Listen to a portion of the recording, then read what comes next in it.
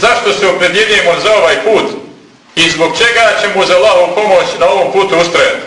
A to je stvar koja je velika stvar, značajna stvar, bez koje nema uspjeha ni jednom pojedincu, a pogotovo nema uspjeha ni jednoj zajednici.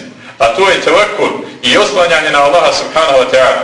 Ovaj tevakul, kao što ga je definisao Ibn Rajab rahimahullahu ta'ala, gdje kaže da je tevakul istinsko oslanjanje srca na Allaha subhanahu wa ta'ala, istinsko oslanjanje srca na Allaha subhanahu wa ta'ala u pridobijanju koristi i odagravanju štete u svim stvarima dunjaluka i ahireta.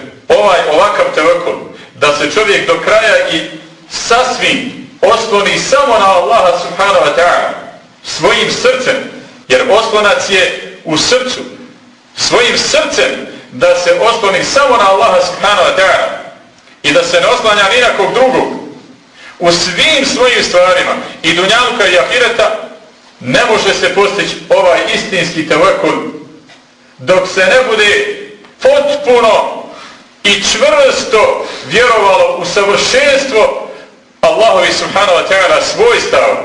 Posebno dok se čvrsto ne bude vjerovalo da je Allahovo znanje Allaha subhanahu wa ta'ala apsolutno savršeno i da Allah subhanahu wa ta'ala apsolutno sve zna. Jer onaj ko zna da njegov gospodar sve zna, on je ubijeđen da njegov gospodar zna njegovu situaciju i zna situaciju njegovih neprijatelja i zna situaciju i onih koji mu spletkare i zna šta njemu prijeti. Zna svu situaciju jednostavno zbog znanja Allaha subhanahu wa ta'ala na Allaha se, njegovog savršenog znanja na Allaha se oslanja. Zatim, u savršenstvo Allahove moći, da je Allah subhanahu wa ta'ala apsolutno svemoćan. Jer ako se neko želi oslonuti u nečemu, onda uvijek se traži šta? Onaj koji može da pomogne u toj stvari u kojoj se na nekog oslanjamo. A mi treba u svim stvarima da se oslanjamo na Allaha subhanahu wa ta'ala, zato što je apsolutno svemoćan. I ne postoji ništa, ni na zemlji, ni na nebesima, niti će ikad postojati išta naspram čega je Allah subhanahu wa ta'ala nemoćan. Takva stvar ne postoji. Jer Allah subhanahu wa ta'ala apsolutno sve može. Zatim u apsolutnu Allahu subhanahu wa ta'ala milost i savršenu njegovu milost i njegovu mudrost. Posebno ova svojstva, tek kad čovjek razumi istinski shvati da su ova svojstva i savršenstvo ovih svojstava Allaha subhanahu wa ta'ala, onda će se moći istinski oslonuti na Allaha subhanahu wa ta'ala. Bez toga ne. Pogledajmo najbolje primjere Allahovih vjerovjesnika. Sallallahu alejhi wa ala nabijina as-salatu wa afdalu salami wa salam. Neka je salavat na njega i na našeg Muhammeda sallallahu alejhi ve sellem, poslanika našeg, najljepši salavat i selam. Pa kaže Šuajb alejhi selam, kad je došao u tešku situaciju i kad je pozvao svoj narod i obznanio im svoju davu i kad su oni svi ustali protiv njega i počeli ga u laž tjerati i optuživati da laže i onda mu počeli prijetiti, i ako se ti i oni koji vjeruju s tobom ne vratite u našu vjeru, لَنُخْرِجَنَّكَ يَا شُعَيْبُ وَالَّذِينَ آمَنُوا مَعَكَ مِنْ قَرْيَتِنَا أَوْ لَتَعُودُنَّ فِي مِلَّتِنَا. Mi ćemo te sigurno protjerati iz naše zemlje, i tebe i oni koji vjeruju s tobom, ako se ne vratite u našu vjeru. Ako se ne vratite u našu vjeru, dolazi do neprijateljstva, prijetnji, teških i velikih prijetnji. Tjeraju ga u laž.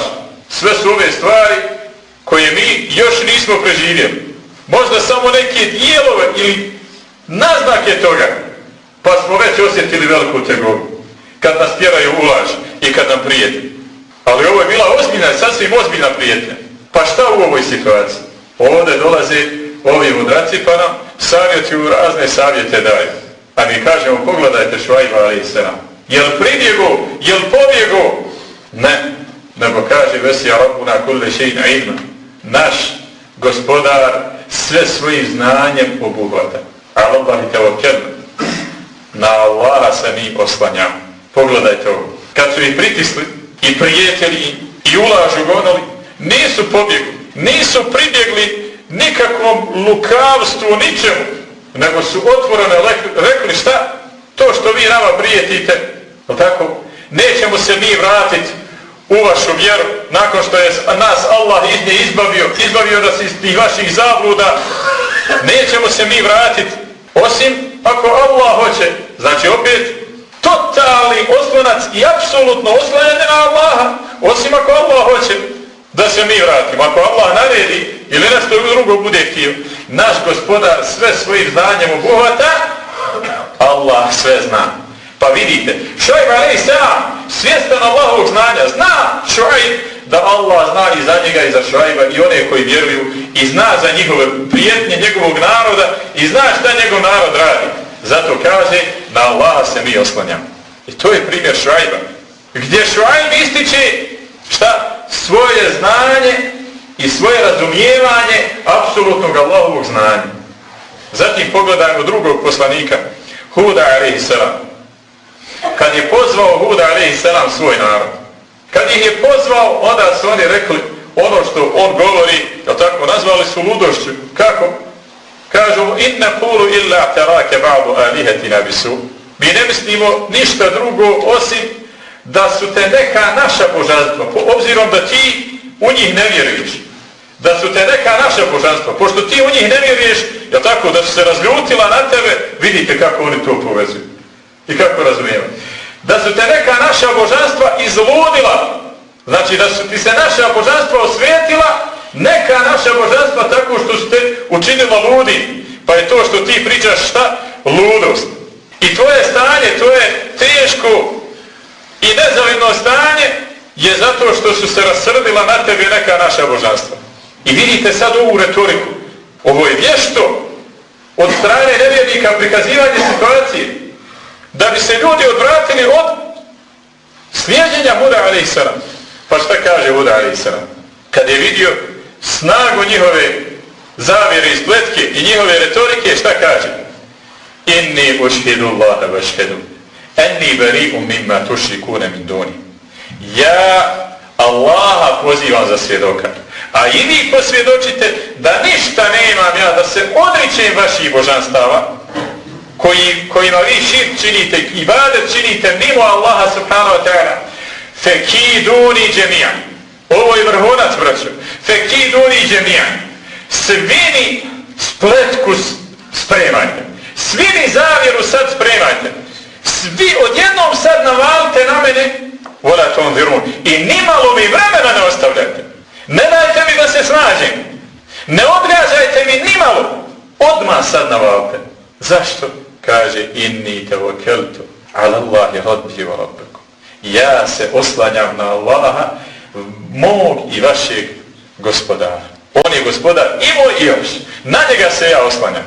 Odakle dolazi ova snaga i ovaj oslonac, ova snaga srca i ova stabilnost i ova čvrstina oslonca na Allaha subhanahu wa ta'ala. Iz njegove čvrste spoznaje i čvrstog ubjeđenja da Allah apsolutno sve može i da je Allah svemoćan, jer kaže dalje ma min dabbatin illa huwa ahidun bi nasiyatiha. Nema ničega što se na zemlji miče, nema ničega što po zemlji je dodbu, što po zemlji hodi, što se kreće po zemlji, nema ničega a da ga Allah ne drži za čuperak, za nasije. Da nije potpuno u Allahovoj vlasti. On kaže, navalite, ja se na Allaha oslanjam. Odmah navalite, ništa ne čekajte. Zašto? On je moj i vaš gospodar i vi ste, a i ja, apsolutno pod Allahovom vlašću.